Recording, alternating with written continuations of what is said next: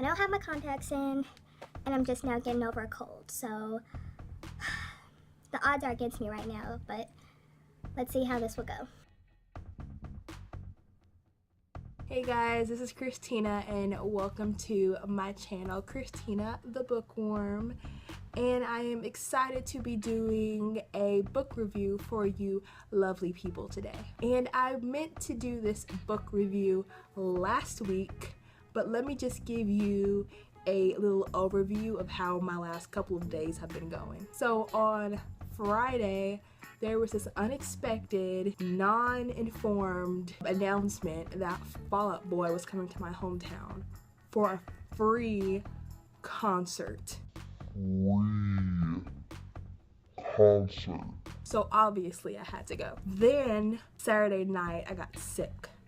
And then these past 3 days I've been sick, and I wanted to do the video on Monday for May the 4th because, you know, you Star Wars fans out there, you know what I mean, May the 4th. Then I wanted to do it on Tuesday for Cinco de Mayo. Feliz Cinco de Mayo. And then I couldn't do it, so I was like, screw it, I'll try on Wednesday. Hopefully I'll feel better. So today I'm coming to you all with the much anticipated book review for Memoirs of a Teenage Amnesiac by Gabrielle Zavine. If my voice sounds really weird, it's because I'm still trying to get over this illness, so please bear with me. I sounded really like dramatic right there. Okay, I stated this in one of my other videos that Memoirs of a Teenage Amnesiac was one of my favorite books in high school. And I love this book for 2 reasons. Number 1, I could relate a lot to the character, and number 2, there was a specific point in the book that the father relayed information to the daughter, and I felt like that encompassed my whole high school experience, and it just put it to perspective of high school is so temporary, and you shouldn't get caught up in all the stuff that goes on in high school because, like I said, it's so temporary. And, you know, temporary. So there were 3 major themes in the book that I would love to talk about and discuss with you all, but first let me give you a little bit of background information about the book. So we get introduced to the main character, Naomi Porter, and Naomi Porter is a orphan. She was adopted by a family in New York, mom and a dad, and we get this opening scene of her kind of talking about a little bit about her past, but then it jumps into her story after the accident.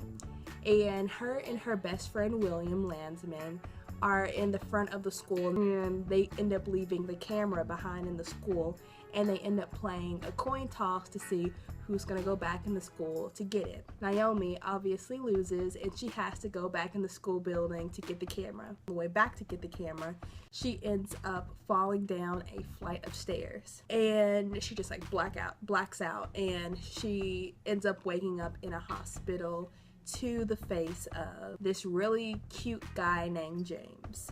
And James is the first person that she ends up having a conversation with after she wakes up. And after the doctors examine her, they find out that she has amnesia and she doesn't recall the last 4 years of her life. So that means that she's forgotten about the divorce that her and her parents had. She forgets that she has a half-sister. She forgets that she has a boyfriend. She forgets that she is one of the co-editors of her high school yearbook. And she forgets basically who she is, her identity. And identity is one of the 3 major themes I believe that are reoccurring throughout the book. So I believe that there are 3 themes that are kind of reoccurring throughout the book, and number 1, that's identity, because after Naomi comes home from the hospital and she tries to get adjusted with her life, I feel like there's this like conflict between her past and her present, where she's trying to identify herself and who she used to be, but she ends up getting entangled and she ends up getting frustrated because it's like, okay, I don't know who I really am. The last thing that I can remember is from elementary school, and there's all these people that say I'm this. Like William, who is my best friend, says I'm this. My dad says I'm this. I think I have a boyfriend that I might have had a sexual relationship with, but I don't remember. And through this reinvention process, she basically ends up chopping off all her hair. She breaks up with her boyfriend and she ends up getting into a relationship with James. And this is where love comes into play, even though I'm using love very carefully because I don't believe what her and James had was love. And even though this is my favorite book, I can't find a lot of flaws within the book. This is probably one of the major flaws.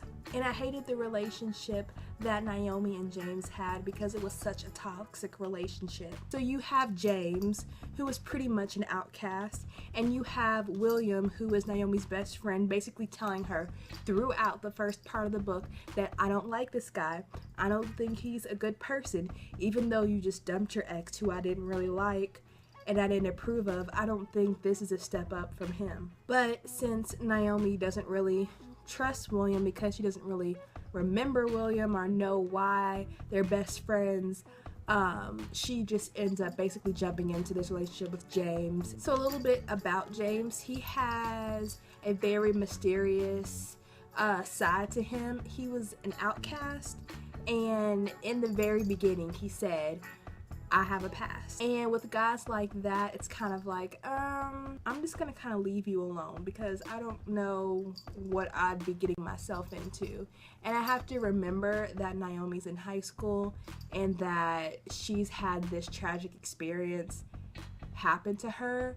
But in the very first part of the book, especially when she was in a relationship with James, I found her to be really annoying, especially because she was pushing back William, and William tried his hardest to be there for her as far as making sure that she was comfortable, making sure that she was okay, making sure that she got adjusted, and trying to help her basically remember who she was before this accident happened.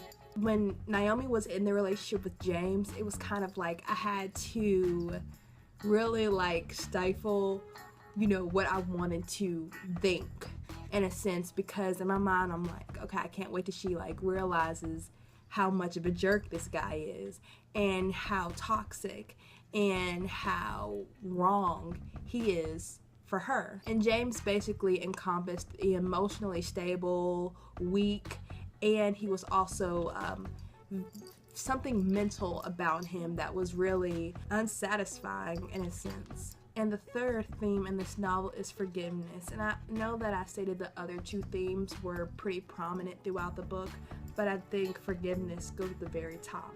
And I think that Naomi herself, she had to figure out a way to forgive her mother because of the strained relationship that she had prior to her accident, especially basically because she blames her for the divorce, which is rightfully so, but I think that she had to remember, why she hated her in the first place, and she had to conjure up those emotions, and she had to suppress that love and that feeling of her missing something and the feeling of missing her mom, because she was so angry at the way that her life turned out because of the actions that her mother decided to make. Then she had to end up forgiving herself, which was really hard, especially after the relationship with James. She had to really step back and realize the mistakes that she made, which I know that I said I really hated the relationship with her and James, but it had to happen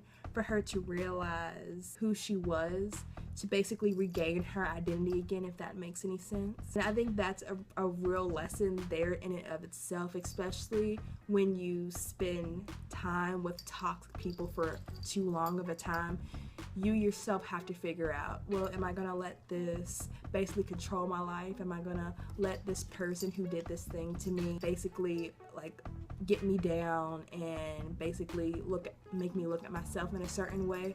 Or am I going to take that as a lesson and move on from it and forgive myself and apologize to others who I might have hurt in the process? And then she also had to ask for Will's forgiveness, because Will was the person that was always there, kind of like her backbone, and the person that I think took a lot of crap from her, because every time she did something, he was right there.